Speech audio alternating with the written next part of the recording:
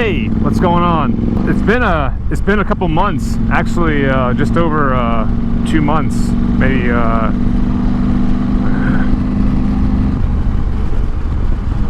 suck at this. Hello, it's me, Dad Mode. It's been over 2 months. I had a few things I wanted to film, but I really didn't want to keep it like moto vloggy, which I still kind of struggle with why I even do the moto vlog kind of thing. I don't think it's entertaining for me to do. Who cares, right? Because I'm not being paid. Anyway, so the point of this video was I went and did the MABDR, or the MABDR as I call it. I have some footage, I'll splice some of it in, but I had to, long story short, I had to cut that trip off short. No fault of anyone but the piece of metal that I kicked up under my bike. So what had happened was, we are finishing up section 3, I believe, I may be wrong, and all of a sudden I felt something hard, like kick up underneath on my belly of the bike. But I felt it it was so hard, I felt it in my butt.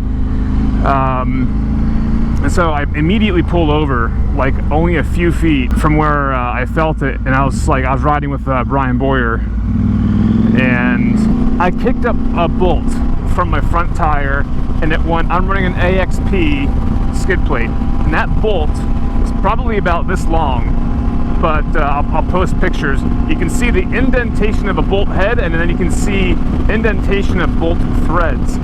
This thing, freak accident, kicked up on my front tire, went into the little drain slits that are in the AXP skid plate, and punctured my sump.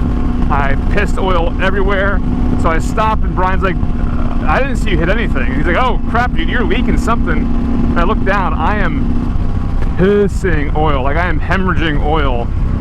Like my bike had a major bleed, no way to stop it, and so we babied it to this house, maybe a quarter mile away.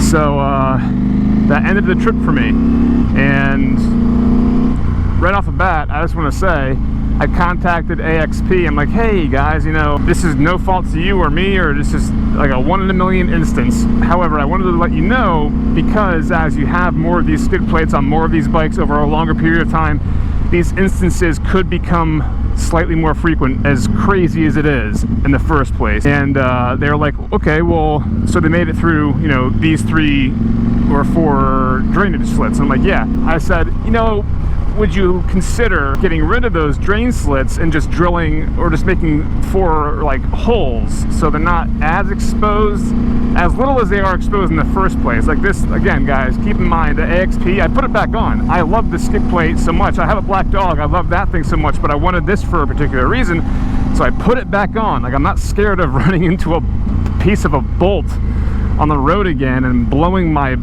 sump apart, which was inexpensive. It was $160 for a new sump, and that's all that happened. And they're like, yeah, we're actually gonna tell you what, we're gonna have a new design iteration, and we're gonna send you one too. And I was like, listen, I appreciate it. I'm not even contacting you with the assumption that I want free stuff. Like, I didn't do this so I felt like I was gonna get something for free. I just wanted to let you know, because I was gonna run this skid plate no matter what. I'm putting it back on. It is back on. This is still the one that had the accident with. But they're like, no man, it's cool. We're gonna send you one. Thanks for the info. We're gonna make the next batch of these with that design iteration. And I was like, dang man, that company shows up.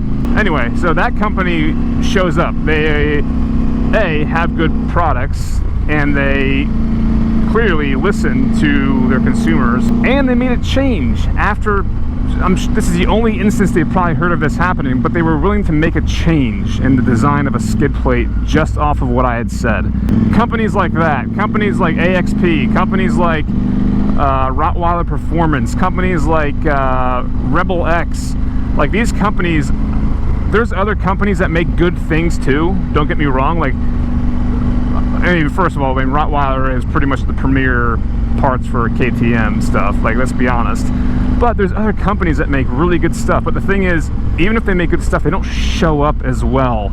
They may show up, and what I mean by that is, like, you know, the saying, like, show up. Don't just show up to work, like, in person. You got to show up.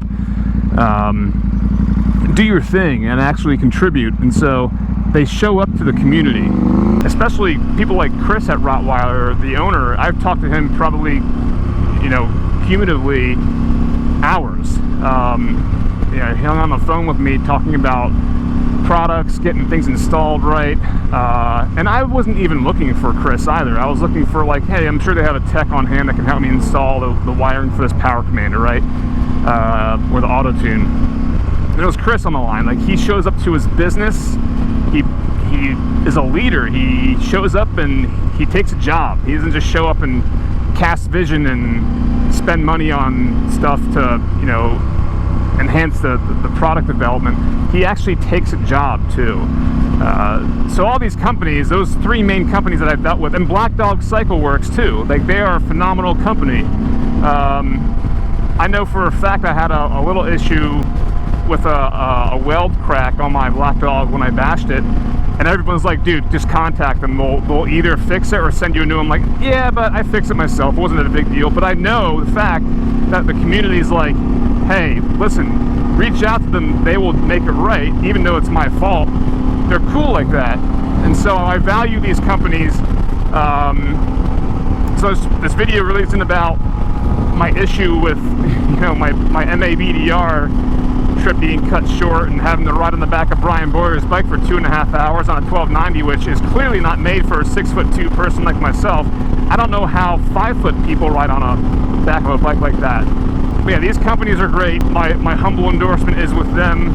There's other companies I, you know, source parts for, if I'm missing anything, that are just good too. Like, they're not. I've yet to encounter a bad company that I've sourced parts for this bike.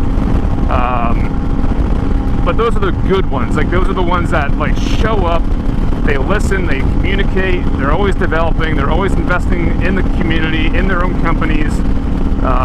They're in it for more than just profit, which I'd be okay if they were in it just for profit. They're a business. Alright, that's my useless video.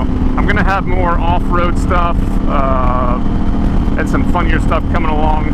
I'm working on a persona, which is the direction I originally wanted to take YouTube and not take it seriously, so that's the only hint I'm going to give you. But I'll be cameoing in some other folks' videos via my persona that I'm just going to have a goofy time with.